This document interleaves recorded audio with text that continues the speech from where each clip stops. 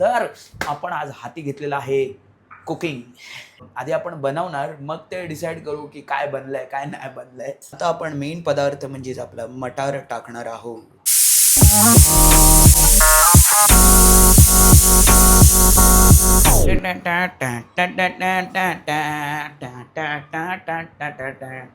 Good evening and welcome back to the Nikhil vlogs.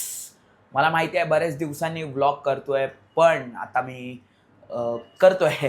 Sorry, कारण की जरा माझं चला हवं शूट चालू होतं आणि त्याच्यामुळे तिकडे जरा कामं चालू होती. आता तुम्ही बोलत असाल की मग तिकडचं शूट दाखव, पण मी लवकरच तिकडचं पण काहीतरी करणार आहे.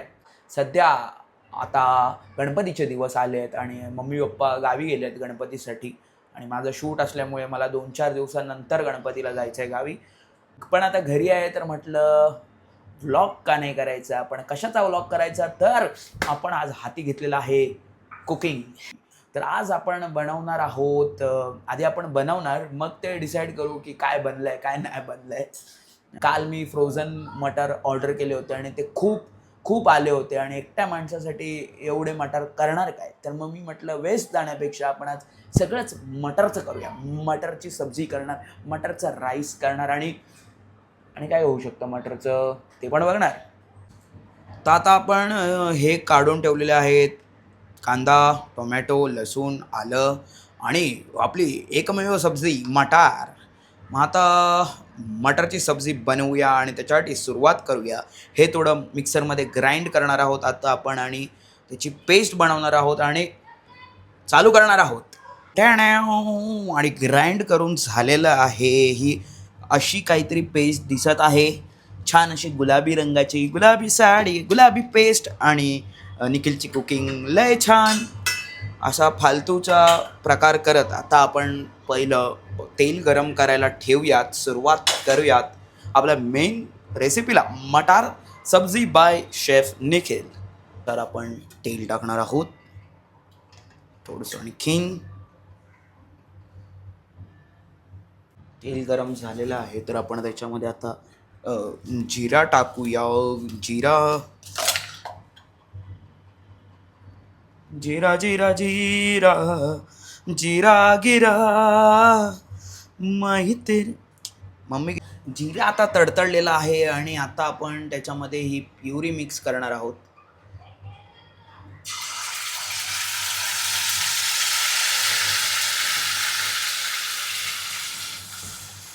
आणि ही जी पेस्ट आहे ती आपण असं 4 ते 5 मिनटं अशी ढवळून घेणार आहोत आणि त्याच्यानंतर त्याच्यामध्ये मसाले ॲड करणार आहोत. ये बात ये आपण थोडंसं तिखट, तर आपण टाकणार आहे गरम मसाला,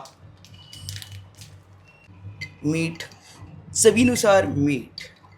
जसं शेफ बोलतात चवीनुसार मीठ टाकणार आहोत, तसं आपण मीठ टाकलेलं आहे.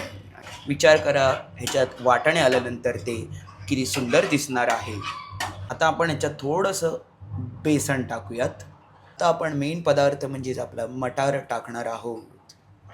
येस, आणि थोडासा मटार आपण ठेवणार आहोत मटार राईस करता. मटार टाकून झालेलं आहे आणि आता 2 मिनटं मटाराला एन्जॉय करू द्या, त्याचा सेपरेट टाईम. येस, आता आपली पहिली डिश म्हणजेच मटार की सब्जी इज रेडी. बघा, दुसऱ्या डिशसाठी मी ठरवलेलं आहे की गावरान झुमका असं काहीतरी करायचं आहे आणि मी फर्स्ट टाईम असा झुमका करतोय. बघूया आपण तो कसा होतोय. चला तर मग दुसऱ्या रेसिपीला सुरुवात करूया. सर्वप्रथम आपण टाकणार आहोत मोहरी. मोहरी टाकणार आहोत आपण. आता टाकणार आहे खूप साऱ्या लसूणच्या पाकळ्या, चिरून ठेवलेला कांदा. कांदे को ऐसा थोडा ब्राउन होने तक फ्राय करते हैं. कांद्यामध्ये मस्त लाल तिखट असं मिक्स करून घेतलेलं आहे, कारण आपण लाल झुणका बनवत आहोत झणझणीतवाला.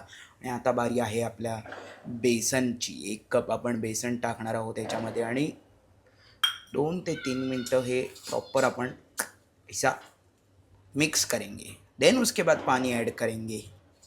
आता आपण याच्यामध्ये गरम पाणी ॲड करणार आहे. ढवळायला सुरुवात करूया आपण. तर दोन्ही भाज्या रेडी झालेल्या आहेत आणि आता आपण बघणार आहोत त्या कशा झाल्या आहेत. ही आहे आपली पहिली भाजी आणि हा आहे आपला झुणका.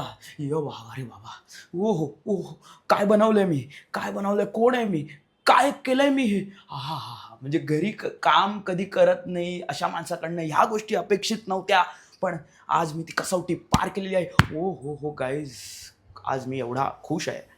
हे काय बनलं माझ्या हाताकडनं. ही आहे आपली भाजी आणि हा आहे आपला झुणका.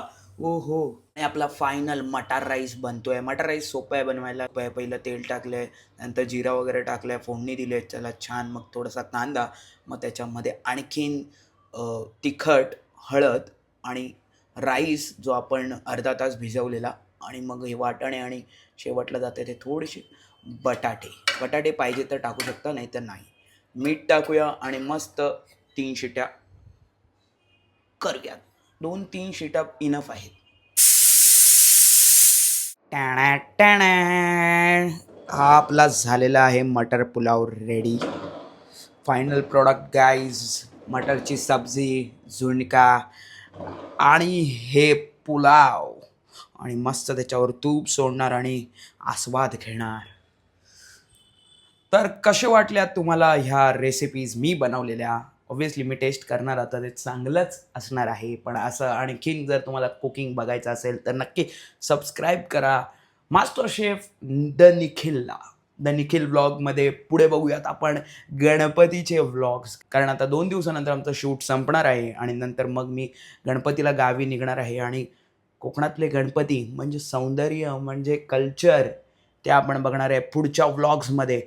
म्हणून सबस्क्राईब करा आणि पाहत राहा द निखिल व्लॉग्स.